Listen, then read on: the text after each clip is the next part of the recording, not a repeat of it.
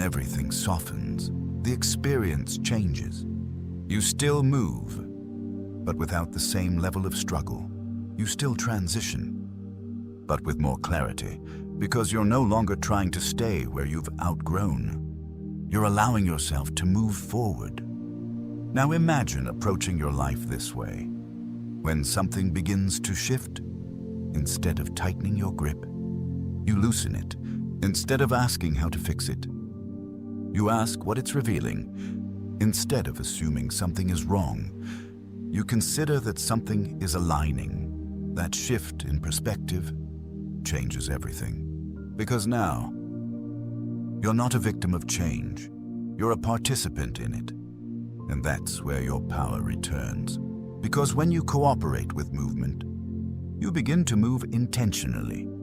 You start making decisions from awareness instead of reaction. You begin releasing what no longer fits before it has to be taken. And that's where chaos transforms. From something that happens to you into something that works for you. Now let's bring this back to the core idea. Letting go. Because everything we've explored leads here. If you release when you feel the misalignment, you move smoothly. But if you hold on, life will create the movement for you. And that movement often feels like disruption. So in reality, you are always being guided toward alignment. The only difference is how you experience it.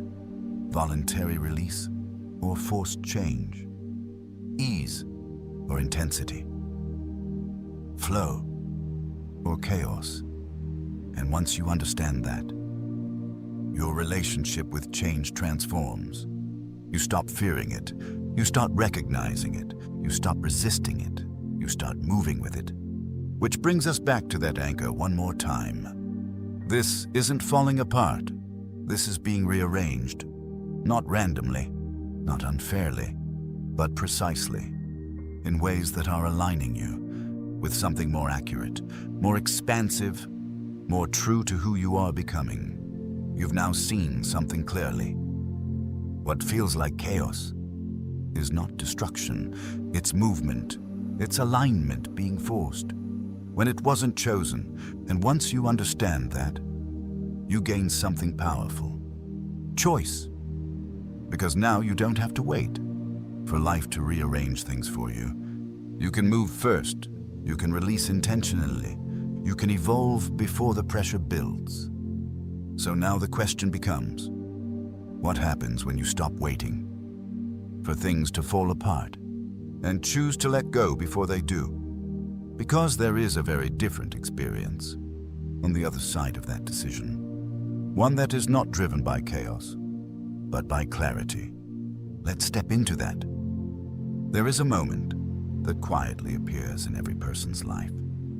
A moment that doesn't demand attention, but invites it.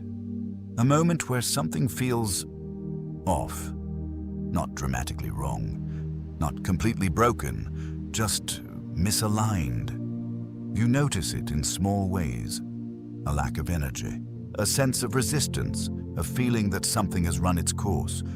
And in that moment, you are given a choice. Not a loud one, not an urgent one, but a clear one. You can release, or you can wait. And most people choose to wait, not because they don't know, not because they can't feel it, but because letting go feels premature. It feels unnecessary. It feels like you might be giving up too soon. So instead, you stay, you adjust, you tolerate, you try to make it work. And for a while, nothing dramatic happens. Life continues, things function. You convince yourself, maybe it's fine. Maybe I was overthinking. Maybe this is just part of the process. But underneath that surface, something is building. Because here's the truth most people don't want to face. If you don't release what's misaligned, life will increase the pressure until you do. Not immediately, not all at once, but gradually, consistently, precisely. Now pause for a moment and reflect on your past. Think about a time when something ended in your life, not gently, but forcefully.